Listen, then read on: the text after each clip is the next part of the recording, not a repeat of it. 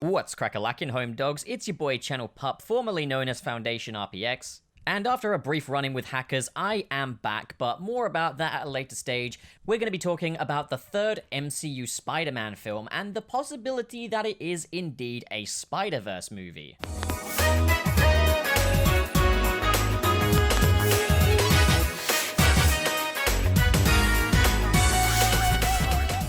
MCU Spider-Man 3 is really shaping up to be a very different beast from its predecessors. Just last week we had the very unexpected announcement of Jamie Foxx returning as Electro, and now we know that Benedict Cumberbatch's Doctor Strange will be teaming up with the titular Wallcrawler. And naturally, Doctor Strange's cosmic powers being used in a MCU Spider-Man film gets people thinking. We know that the next Doctor Strange movie will be entering the multiverse, which will connect with the WandaVision TV series as well. So obviously people are speculating that this could finally be the live-action Spider-Verse, which would make sense from a marketing perspective, as people have been hounding Marvel and Sony for it for quite a while now. And there have been rumors and musings of a potential Dane DeHaan return, as well as Kirsten Dunst, and a few rumors of the possibility of Andrew Garfield and Tobey Maguire signing on for this. One of the fan-made images that Jamie Foxx opted to use when announcing his return to the role of Electro on Instagram featured Electro in the sky facing off against Tobey, Andrew, and Tom's respective Spider-Man, which you would think confirms it, but there's also something that Jamie Foxx wrote in the caption which leads me to believe that this might not be a Spider-Verse movie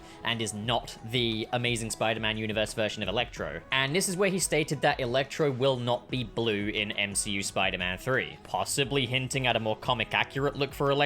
Well, a more 616 comic-accurate look anyway. So this could mean that Jamie Foxx is playing an entirely new take on the character, or it could be that the Electro in the Amazing Spider-Man universe has taken on another form, which I don't think is too far outside of the realm of possibility. Now, Doctor Strange doesn't necessarily confirm that this is going to be a live-action Spider-Verse, though. There's a bunch of other cosmic things Spider-Man could be doing in this universe. It doesn't even have to be that, it could just be a small cameo like what we got in Thor Ragnarok. Maybe Doctor Strange's time-bending abilities will be what reverses Peter Parker's identity reveal in this universe. But as well as that, Kevin Feige's wording when Spider-Man returned to the MCU last summer has naturally caught people's imagination, where he said that Spider-Man is the MCU hero with the power to traverse different universes, by which he meant he can appear in Sony's Venomverse movies, or Spunk as it's officially referred to, or he can be included in the MCU. Not to mention, Spider-Man Home 3, or MCU Spider-Man 3, Spider-Man Homesick, whatever it's going to be called, is the final contracted MCU Spider-Man film. So it could be that this film will send him into Sony's cinematic universe of Marvel characters, also known as, say it with me now, Spunk. One thing I will say is I don't think this is the right time to open the can of worms that is a potential Spider-Verse storyline. At the end of Spider-Man Far From Home, Tom Holland's Spider-Man really starts to come into his own and really find himself as a lone superhero in this universe. And I feel like the idea of teaming him up with 3 other Spider-Men this soon is it's kind of jumping the gun a little bit. I would rather see Tom Holland's Peter Parker find his way out of this predicament in a way that is organic to the MCU only, without the inclusion of previous Spider-People. And as well as that, I do just fear that a Spider-Verse movie could be potentially incredibly tacky. Put it this way, Tobey Maguire, Andrew Garfield, and Tom Holland's respective Spider-Men are loved for very different reasons.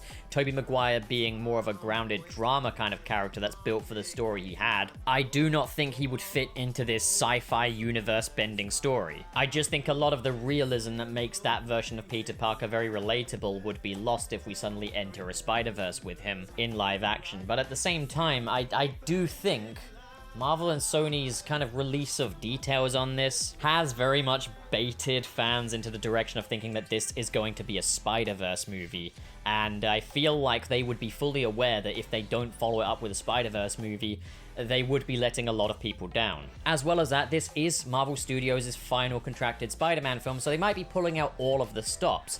I just think it's too soon for a live-action Spider-Verse, and personally, I don't think there should be one. Well, what do you guys think? Comment below and discuss, and as always, if you enjoyed this video and you want to see more like it, hit subscribe, hit the like button, and in the description below are different links to different social media feeds, as well as my Patreon and my join button for if you're feeling extra supportive and extra generous.